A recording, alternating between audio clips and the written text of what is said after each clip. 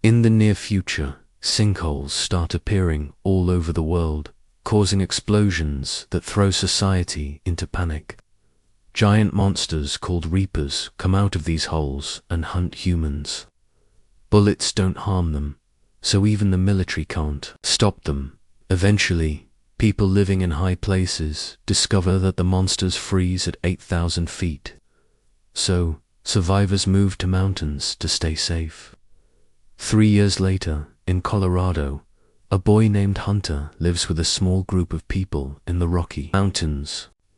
One day, he decides to step past the safe zone out of curiosity. But as soon as he does, a reaper appears, forcing him to run back. He barely makes it across the safe line in time.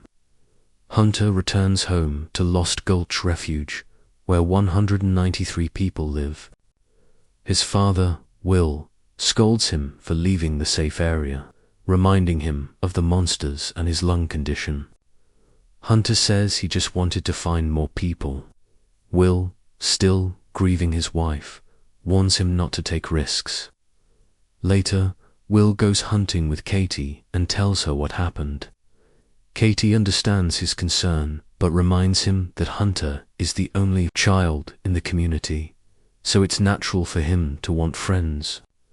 But Will knows that Hunter is really searching for the last place he saw his mother.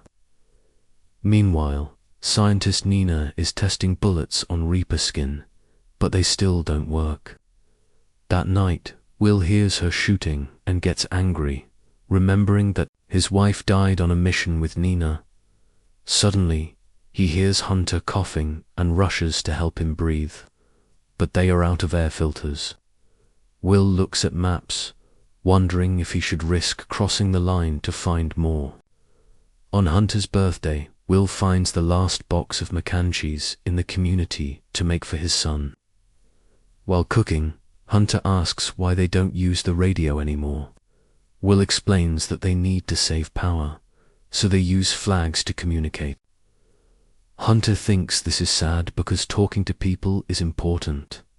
That night, Hunter starts coughing again, and Will gives him an injection.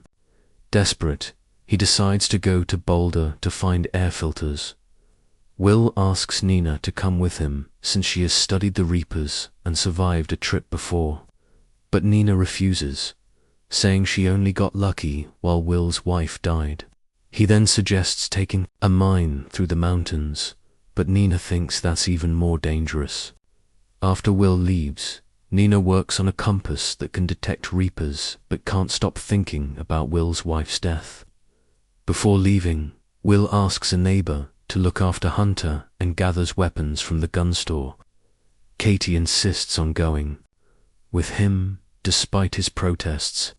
In the end, Nina also agrees to come but mocks Katie for having no experience. Will says goodbye to Hunter, promising to return. But Hunter reminds him that his mom said the same thing. As they walk, Nina explains that Reapers release strong electromagnetic pulses, and her modified compass can detect them within half a mile. When they reach the 8,000 feet line, the compass confirms it's safe, so they cross and go downhill.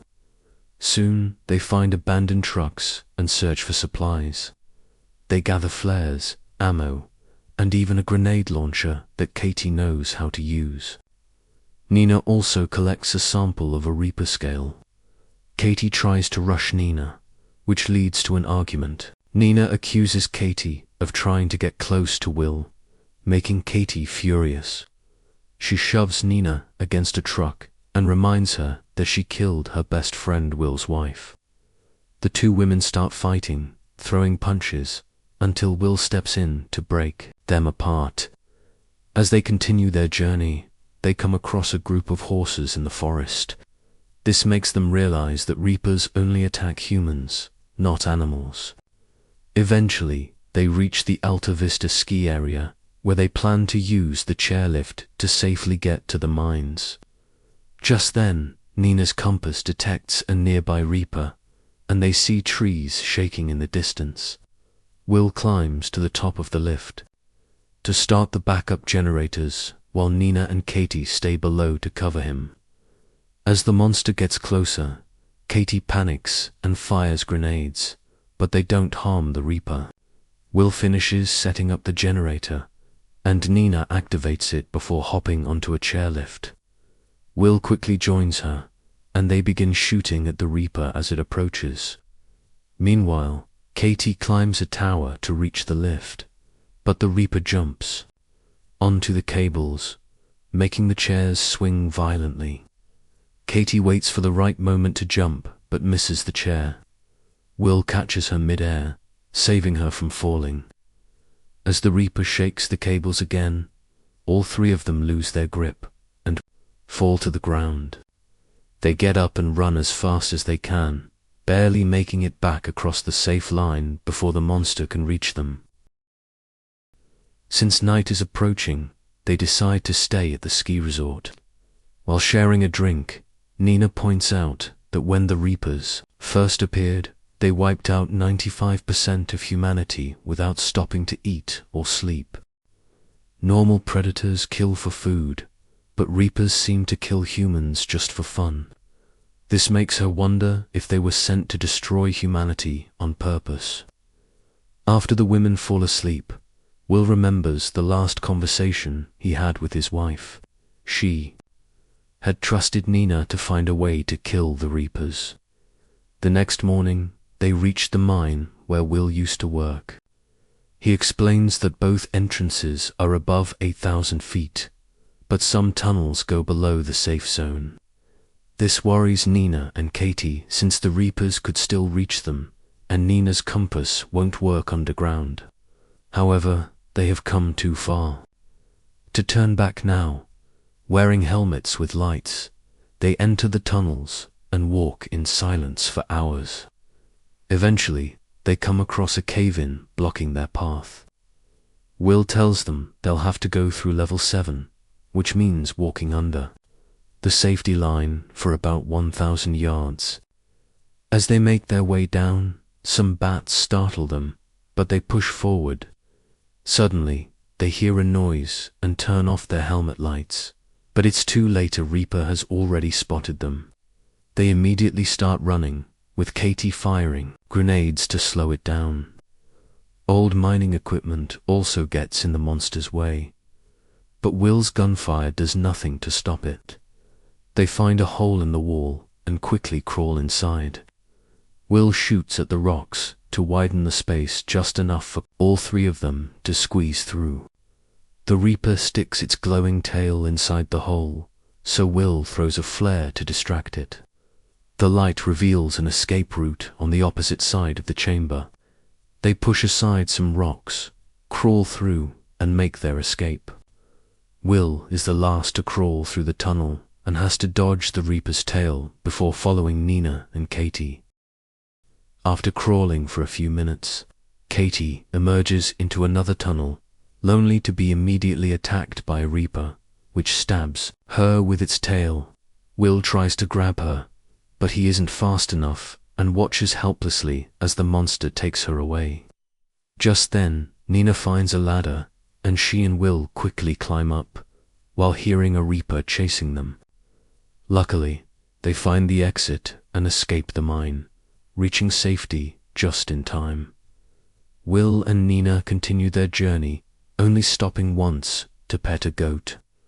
When night falls, they find an abandoned house and break in to rest. They find some Maccarin cheese and eat it for dinner. Will mentions that it's Hunter's favorite food. Curious, he asks Nina what she hopes to find in her old lab. She explains that she's searching for a chemical that might finally allow bullets to harm the Reapers. She believes the creature's scales carry an electric charge, so the right kind of bullet could cause them to explode from the inside. Will doubts her theory and feels angry that his wife died for something that seems like a long shot. The next day, they take the truck from the house and speed past the safe line, driving through a town now overrun by animals. They reach the hospital and begin searching for the air filters. Strange noises surround them, but Nina's compass detects no threats. Finally, They find the filters on the top floor and start heading out. Suddenly, a reaper bursts through a wall, forcing them to run. As they dodge its massive claws, debris from collapsing walls and ceilings slows them down. The reaper's tail suddenly lashes through another wall and grabs Will.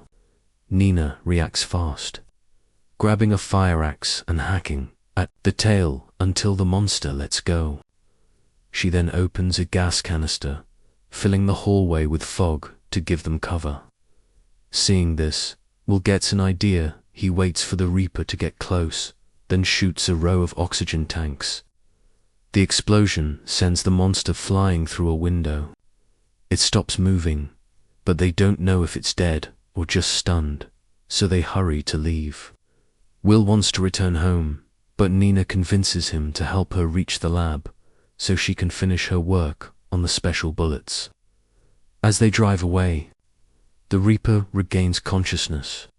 When they arrive at the lab, Nina begins mixing chemicals while Will keeps watch. He notices a photo of Nina's family and is shocked she never talks about them. Nina breaks down and confesses that she had been working when the world ended, missing her son's soccer game that day. She carries deep guilt, especially since she also feels responsible for Will's wife's death. Will reassures her that it wasn't her fault. When Nina finishes making her bullet, she tests it on a piece of reaper hide, but nothing happens. Frustrated, she tells Will to return to Hunter, while she stays behind to keep trying until she finds a solution or dies trying. Will leaves in the truck, but Nina remains focused on her work, unaware that her compass is reacting. Suddenly, she hears strange noises, but at the same moment, she realizes there's one last chemical combination she hasn't tried. She hurries to mix it, hoping it will work. Meanwhile, Will's truck hits something, causing a tire to pop. He loses control, and the truck flips onto its side. Dazed, he regains consciousness just as a reaper approaches. He kicks out the truck's window and starts running, but after the crash, running uphill is a struggle. Just as he nears the safe zone, another reaper appears, blocking his path. Out of options, Will fires his gun, but as expected, it has no effect. Losing hope, Will braces himself, but then Nina arrives and fires her new bullets. A strange explosion of smoke and electricity follows, proving her theory was right. She quickly shoots the reapers, killing them in seconds, even as they try to flee. She then picks up a piece of the reaper's body and shows Will it contains mechanical parts. The creatures aren't living beings at all. They're robots. Shocked, Will asks who could have created them. Nina believes it was aliens. Later, they return to the refuge, where Will reunites with Hunter. Nina raises a pirate flag, signaling that she has found a way to fight back. Survivors begin producing the special bullets, and Will uses the radio, for the first time in years, sending out a message of hope. With weapons ready, the survivors head into the forest, killing as many reapers as possible to reclaim their land. One night, Will and Nina look through a telescope. In the sky, 3 mysterious lights are approaching Earth.